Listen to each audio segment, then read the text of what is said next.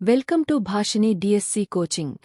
SC వర్గీకరణ ఆర్డినెన్సుపై counter వేయండి. రాష్ట్ర ప్రభుత్వానికి హైకోర్టు ఆదేశం. అమరావతి, ఆంధ్రప్రభ. ఎస్సీ వర్గీకరణకు సంబంధించి ఏకసభ్య కమిషన్ నివేదికకు అనుగుణంగా జారీ చేసిన ఆర్డినెన్స్ విషయంలో పూర్తి వివరాలతో కౌంటర్ దాఖలు చేయాలని హైకోర్టు రాష్ట్ర ప్రభుత్వాన్ని ఆదేశించింది.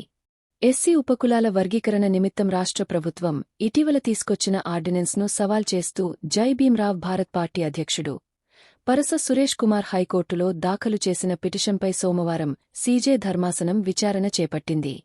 పిటిషనర్ తరఫు న్యాయవాది జడ శ్రవణ్ కుమార్ వాదనలు వినిపిస్తూ ఎస్సీ ఉపకులాల వర్గీకరణ నిమిత్తం రాష్ట్ర ప్రభుత్వం ఏర్పాటు చేసిన ఏకసభ్య కమిషన్ ప్రభుత్వానికి ఏకపక్షంగా నివేదిక సమర్పించిందన్నారు. ఎలాంటి శాస్త్రీయ అధ్యయనం చేయకుండా ప్రజల అభ్యంతరాలు స్వీకరించలేదని, సుప్రీంకోర్టు తీర్పునకు అనుగుణంగా ప్రభుత్వం వ్యవహరించడం లేదని తెలిపారు. రాష్ట్ర ప్రభుత్వం తరఫున అడ్వకేట్ జనరల్ దమ్మాలపాటి శ్రీనివాస్ వాదనలు వినిపిస్తూ సుప్రీంకోర్టు తీర్పునకు అనుగుణంగానే ఎస్సీ ఉపకులాల వర్గీకరణ చేపట్టామన్నారు. ఏకసభ్య కమిషన్ నివేదిక ఆధారంగా ఉపకులాల వర్గీకరణపై ఆర్డినెన్స్ తీసుకువచ్చినట్లు తెలిపారు. జాతీయ ఎస్సీ కమిషన్ అనుమతి కూడా వచ్చిందని వివరించారు.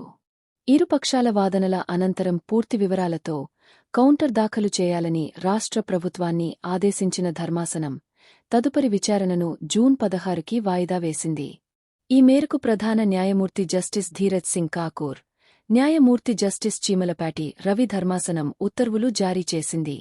దీనిని బట్టి హైకోర్టు ఎట్టి పరిస్థితుల్లోనూ నిలుపుదల ఉత్తర్వులు ఇచ్చే అవకాశాలు లేవని స్పష్టమయ్యింది. ఇక మిగిలిన సమస్యల విషయానికొస్తే మొగల్రాజపురం, విజయవాడ 7 ఏళ్లుగా డిఎస్సి నోటిఫికేషన్ ప్రకటించినందున అభ్యర్థులకు వయోపరిమితి సడలింపు ఇవ్వాలని భారత ప్రజాతంత్ర యువజన సమాఖ్య డివైఎఫ్ఐ రాష్ట్ర అధ్యక్షుడు వైరాము, కార్యదర్శి జి రామన్న కోరారు. స్థానిక సున్నపు బట్టీల సెంటర్ సమీపంలో ఉన్న పూలే అంబేడ్కర్ భవన్లో సమాఖ్య ఆధ్వర్యంలో నిరుద్యోగ యువత, డిఎస్సి అభ్యర్థులతో సమావేశం సోమవారం జరిగింది. ఈ సందర్భంగా రాము మాట్లాడుతూ రాష్ట్ర ప్రభుత్వం విడుదల చేసిన మెగా డిఎస్సి నోటిఫికేషన్లో కొన్ని సమస్యలు ఉన్నాయని, వాటిని సరిచేయాలని కోరారు.